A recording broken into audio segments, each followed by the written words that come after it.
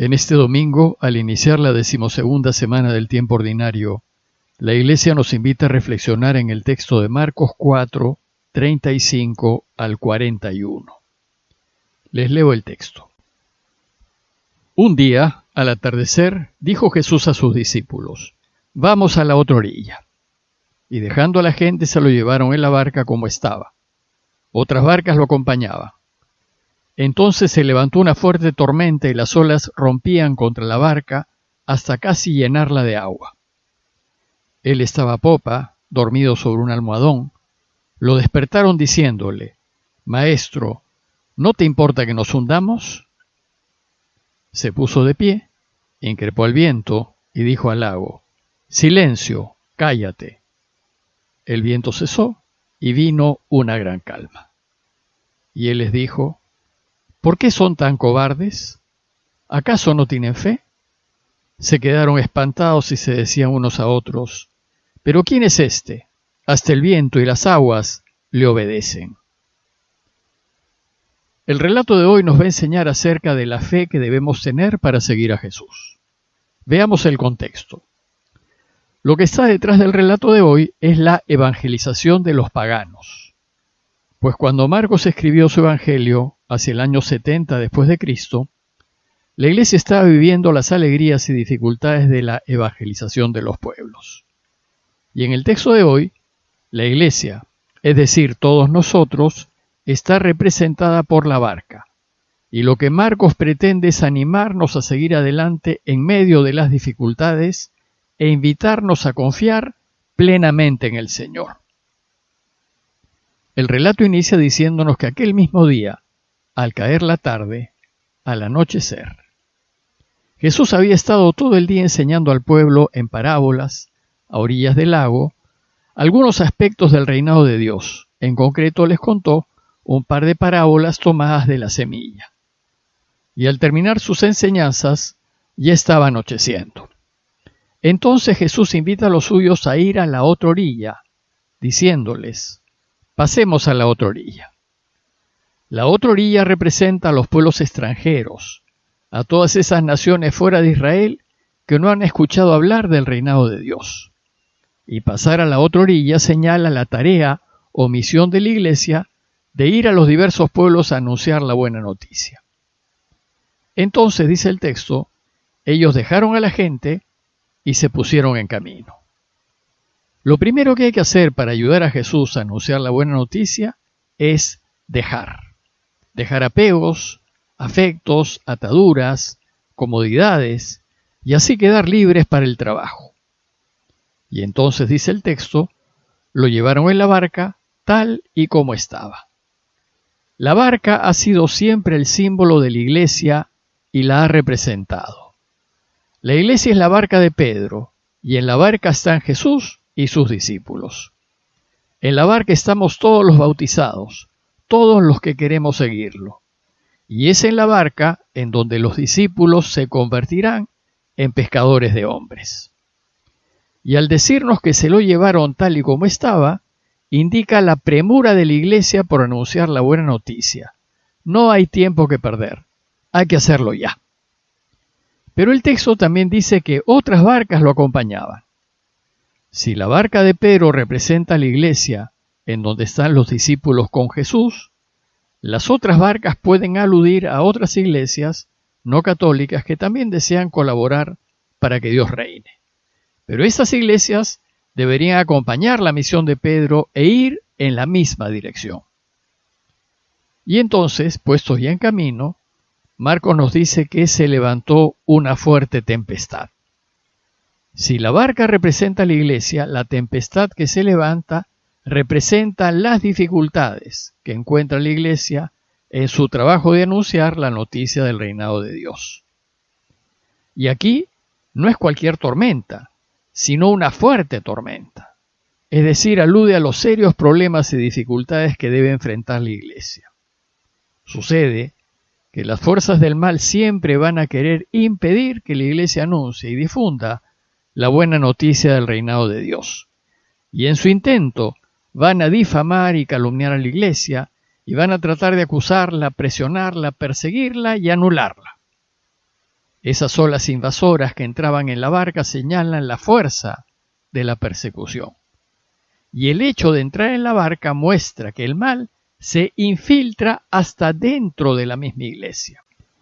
Y es el caso de malos cristianos, tanto clérigos como laicos que viven según los valores del mundo, buscar riquezas, imagen, poder, y no según los valores de Cristo.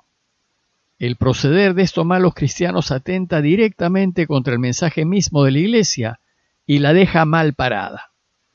Usualmente esta infiltración se hace bajo apariencia de bien, escondiéndose en formas externas que parecen buenas y religiosas.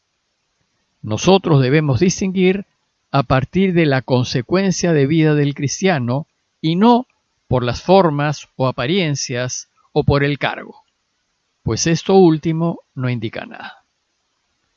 Y nos dice el texto que a causa de esas grandes olas, la barca estaba ya hundiéndose. Nos presenta pues una situación crítica.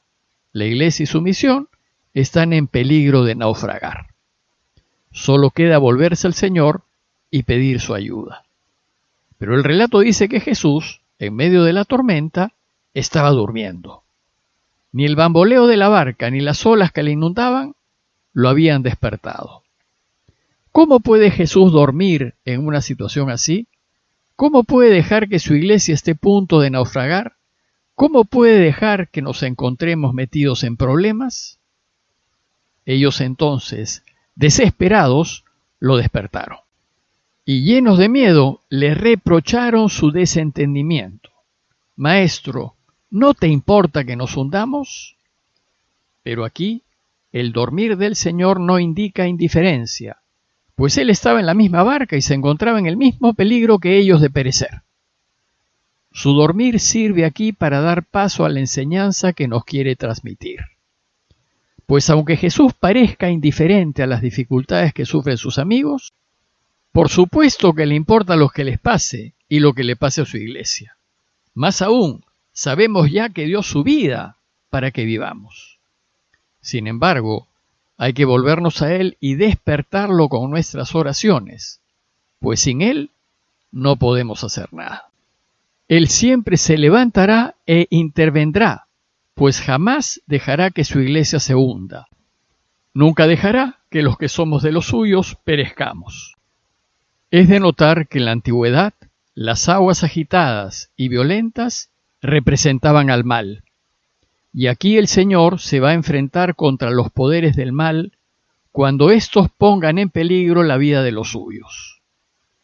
Y entonces, dice el texto, ordenó calmarse al viento y dijo al lago, cállate, enmudece. Su palabra domina la furia del mal contra su iglesia, y las calumnias, desprestigios, falsos testimonios, ataques y mentiras quedan anulados. Y entonces se hizo silencio y el viento amainó y sobrevino una gran calma. La calma es señal del dominio absoluto del bien sobre el mal. Cuando Dios interviene, el resultado es la paz. Bueno, pues el presente relato es una instrucción catequética acerca de la fe que necesitamos para poder seguir a Jesús. Busca enseñarnos que a pesar de las dificultades propias del seguimiento, pues las tempestades son símbolos de problemas, obstáculos y dificultades, la confianza del discípulo en el Señor debe ser total. Seguirlo requiere de una fe que debe conducir a la paz y a la serenidad, hasta en los momentos de mayor oposición. Una paz en medio de las tormentas que se levantarán cuando nos dispongamos a seguirlo.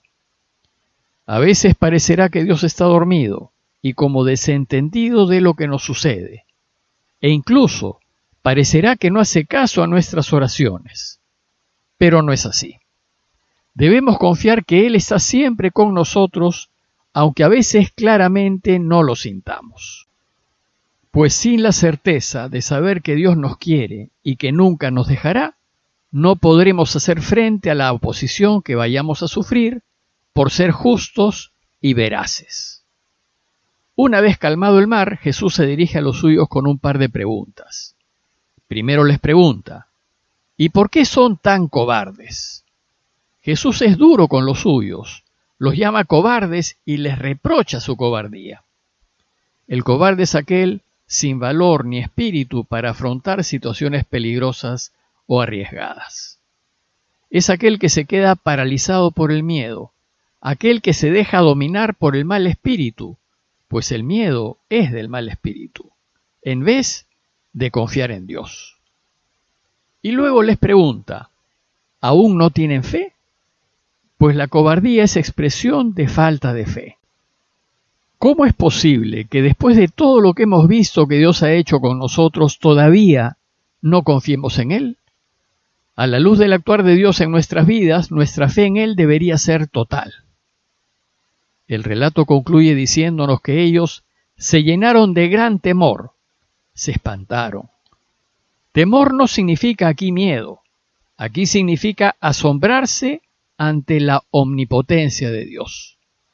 Y el texto dice que comentaban y se decían unos a otros, para indicarnos que la Iglesia va a compartir las experiencias salvadoras que vive a lo largo de su historia y va a crecer en una confianza ciega en Dios. Y la pregunta final es, ¿y quién es este que hasta el viento y el lago lo obedecen? ¿Quién es este? Es la pregunta por Jesús. ¿Quién eres tú, Jesús? Necesitamos crecer en el conocimiento de Jesús, para saber a quién estamos siguiendo y para poder jugárnoslo todo por Él. Por tanto, pidamos al Señor su gracia para conocerlo cada vez más, y así enamorarnos más de Él y estar dispuestos a seguirlo en todas las tormentas de la vida, con la seguridad de saber que Él sí está enamorado de nosotros. Parroquia de Fátima, Miraflores, Lima.